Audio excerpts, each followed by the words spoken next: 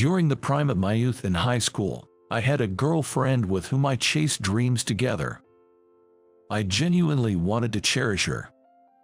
But I ended up betraying her feelings. After being apart for over a decade, we met again at a reunion.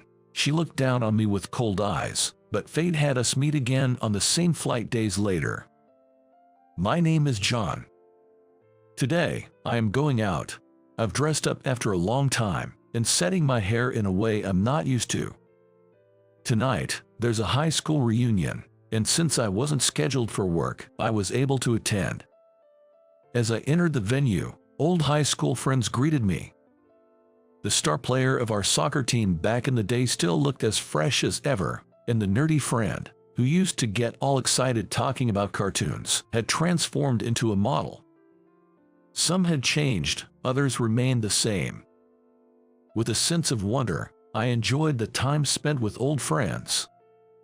Man, those were the days. To be honest, my heart was racing before coming here. Felt a bit awkward since I didn't graduate with everyone. What are you talking about? We all shared those high school years, didn't we? I just realized how blessed I am to have such friends. Back then, due to certain reasons, I couldn't attend the graduation ceremony. So, attending this reunion was special, but I also felt a bit out of place. However, the words of the friends in front of me were reassuring. And just when we started getting into old stories, a late arriving woman caught almost everyone's attention. She quickly became the center of attention for both men and women. Her name is Catherine. She was the school beauty, popular among both boys and girls. She is as beautiful now as she was then, with the men waiting for a chance to talk and the women eagerly trying to strike a conversation. I was one of the many smitten by Catherine, but the moment our eyes met, she glared at me. Y'all hadn't made up yet. A friend, with a glass of booze in hand, glanced between Catherine and me. To begin with, we hadn't even met until now. I replied to my friend with a wry smile. The word makeup made me think back to those days, and a heavy weight settled on my chest. As the reunion was drawing to a close, the lively hall grew even more boisterous, thanks in part to the alcohol. I had been drinking non-alcoholic beverages, so I was watching my friends from a distance with a smile on my face as they happily made noise. It's been a while, John. Then, Catherine, holding a soft drink just like me, stepped out from the crowd and approached me. Long time no see, Catherine. We exchanged slightly awkward greetings, followed by a momentary silence. You know, John, I still can't get over the fact that you bailed on that important exam. You couldn't even face us at graduation, could you? Catherine spoke with cold eyes, as if she looked down on me. Although quite some time had passed since then, I was taken aback that she still held a grudge. It made me realize just how deeply I had disappointed her. Hey John, why did you back then? Can't we just let that go? We've both moved on to new paths. Please, just forget about it. I interrupted Catherine's attempt to bring up the past, forcefully ending the conversation. Seeing Catherine's discontented face, memories of our high school days rushed back. I had always dreamt of becoming a doctor. Catherine, too, dreamt of being a nurse. We both supported each other's aspirations in the medical field. Whenever I went to the library after school, she was always there. Soon enough, we began studying together at the library, often until sunset. Before we knew it, we grew fond of each other. In our senior year of high school, I confessed my feelings, and we began dating. We'll work together in the same hospital, you as a nurse and me as a doctor. That was our big goal, our promise. But I turned down the opportunity to take the entrance exam for a renowned medical school. When questioned why, I remained silent. That day, Catherine got angry at me, accusing me of breaking our promise to make our dream come true together. Rumors started that I backed out because I was too scared and unsure if I'd pass. Now, one might guess that these rumors were sparked by someone jealous of my relationship with Catherine. but Catherine believed those baseless rumors. Disappointed at me, she graduated high school and moved on. I keep thinking about that time. Catherine, lost in thought, began to speak with her eyes lowered, but her words were drowned out by a call from some girls, not from me this time. As Catherine reluctantly walked away from me, a part of me felt relieved. Now, I could tell her about the circumstances back then, but it wouldn't change the past. So there's no need to bring it up. I don't want to disturb her feelings now. When the gathering was about to conclude, knowing I had work the next day, I quietly told my friend and left early. Months after the reunion, I kept in touch with the friends I reconnected with and even went out for drinks once. During that time, I heard that Catherine was working as a nurse at a university hospital. One of my friends had spotted her when he went to the hospital due to feeling unwell. Another friend excitedly mentioned that he had spoken to Catherine during the reunion and found out she was single, having been so ever since our breakup. "John, you should give it another shot. You two were perfect together back in high school." My friend nudged me to consider getting back with her, but remembering Catherine's cold gaze during our meeting, I could only respond with a laugh, saying I'm not in her league anymore. Now, as I recollect those moments, I'm on a plane, heading to a conference in another state. Exhausted from my hectic schedule, I plan to sleep through the 1-hour flight and put on an eye mask. "Excuse me, I need to get through." I was seated on the aisle, and it seemed I was blocking someone trying to get to their seat. I removed my eye mask in response. "I'm so sorry." "Wait, Catherine." "Hut, John." As I was about to sit next to a woman, to my surprise, it turned out to be Catherine. I never thought I'd see her again. What a coincidence. When Catherine saw me, she froze as if time had stopped, giving me a startled look. Then the in-flight announcement began, and Catherine quickly took her seat. Perhaps both of us felt awkward because for the next 30 minutes after the plane took off, neither of us exchanged a word, and time just seemed to drag on. Despite my earlier fatigue, my eyes were now wide awake. We're heading to the same state. Maybe we're attending the same training seminar. Lost in such thoughts, I was jolted when a flight attendant, looking pale as a ghost, shouted out, "Is there a doctor on board?" The plane buzzed with concern, a scene many had only seen in movies or TV shows. "I'm a doctor, I'm coming." I immediately stood up and headed towards the flight attendant.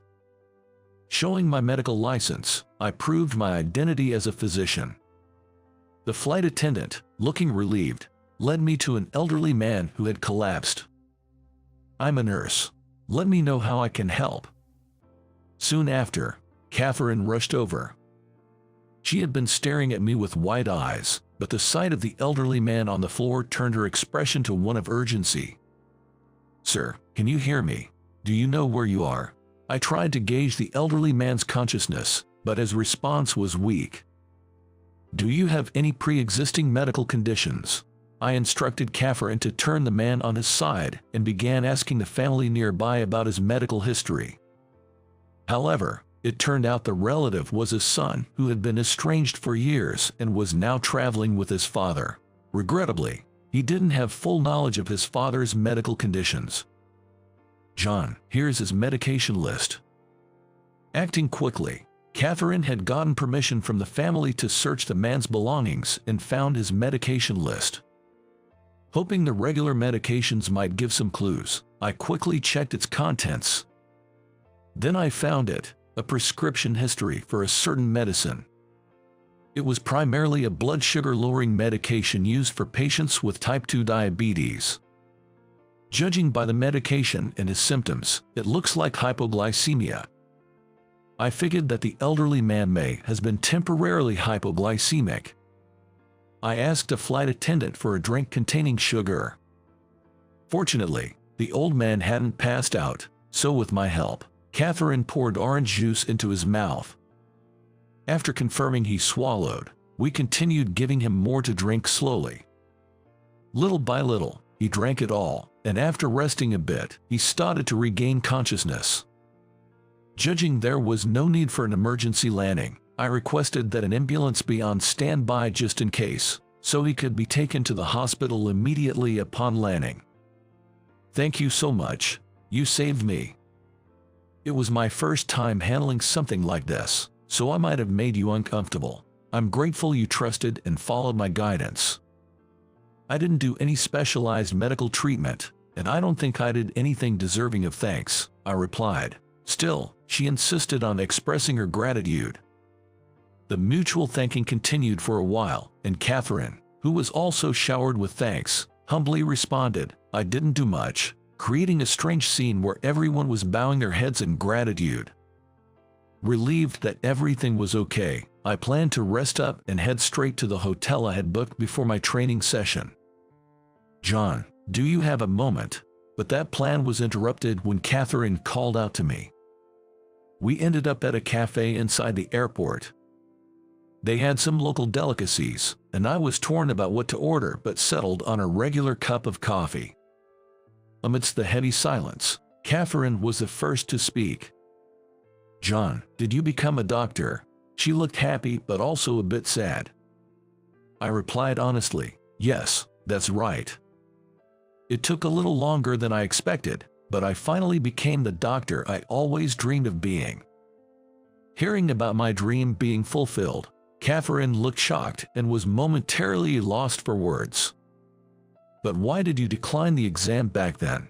She was trying to understand everything and looking like about to panic. I decided to tell Catherine why I had declined the entrance exam to a prestigious medical school back in high school.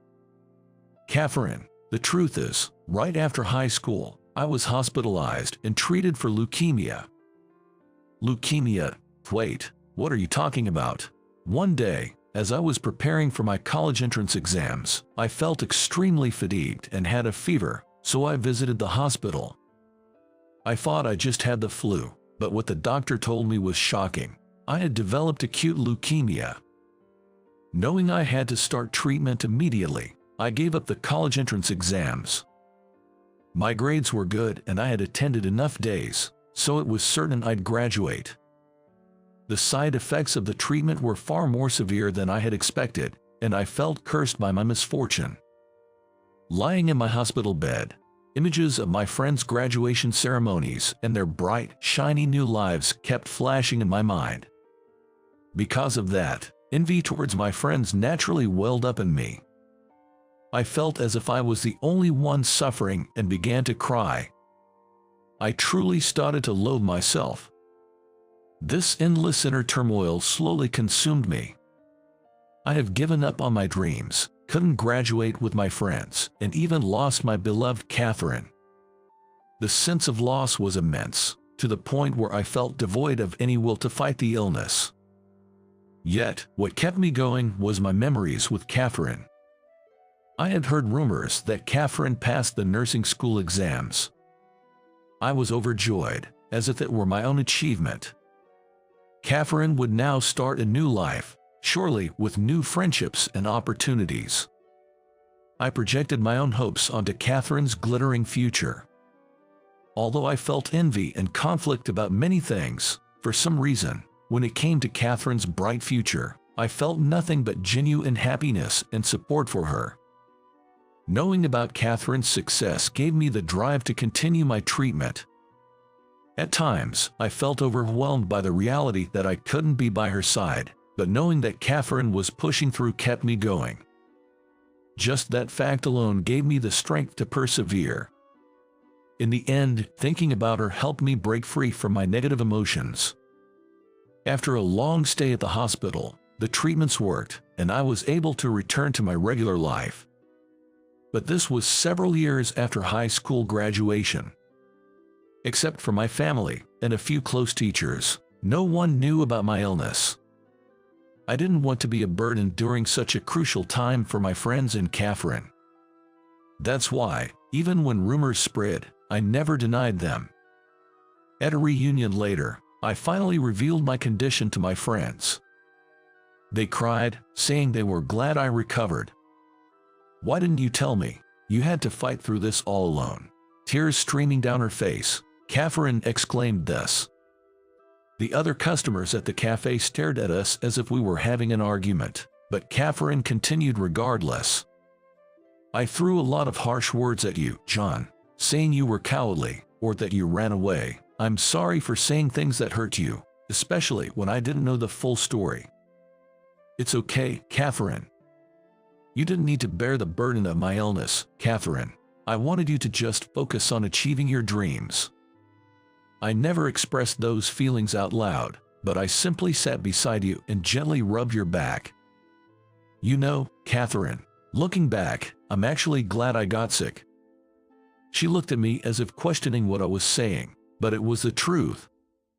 Yes, the diagnosis was shocking and it was tough, but meeting the hematologist who treated me made me realize deep down that I really wanted to become a doctor. That doctor had a huge impact on my life. He was always genuine, never hiding anything, and never treated me like just another patient. He'd always visit my hospital room with a cheerful tone, make some lighthearted jokes, have a laugh, and then leave.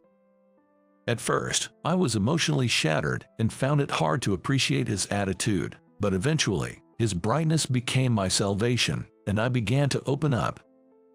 That doctor once told me, "I too was seriously ill like you, John, so I kinda know what it feels like to be in a hospital room for long hours, how lonely and anxious it can get.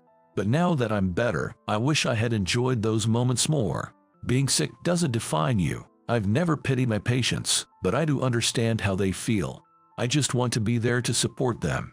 Hearing this, I felt determined not to give up on my dream.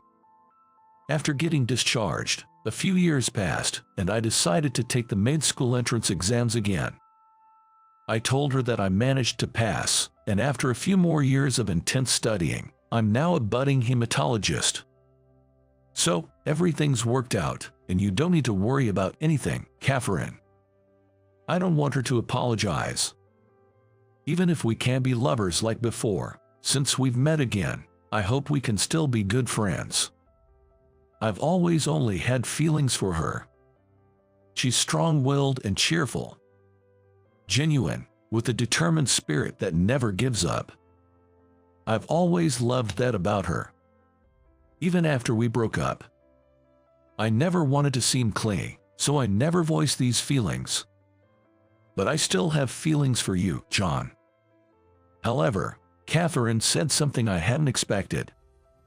I've only ever loved you, John.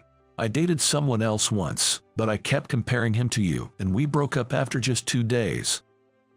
She half-jokingly mentioned how absurd it seemed to bring up such things now. She felt deep regret for being so wrapped up in herself back then that she couldn't consider my situation. Our shared dream made it hard for her to understand why I gave up without discussing it with her. She felt angry, sad, and a profound sense of loss.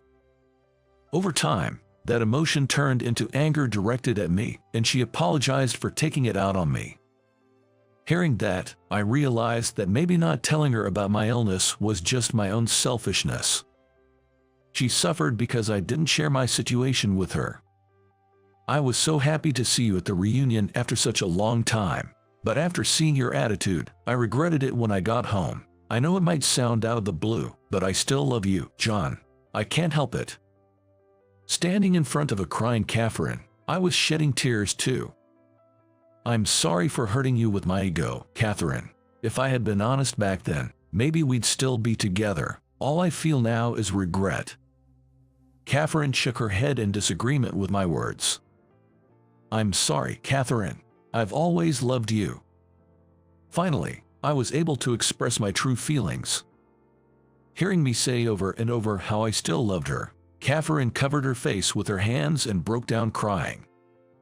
After all the terrible things I said, you still love me. Of course, hating you would have been much harder for me. Caught up in our conversation, a sudden burst of applause surrounded us. We have completely forgotten that we were in a cafe inside the airport. Overwhelmed by embarrassment, Catherine and I both blushed and apologized for causing a scene. but instead of reprimands, we were showered with words of blessing and congratulations for a while. Once we were able to leave the airport, Catherine and I shared our feelings again and decided to start dating.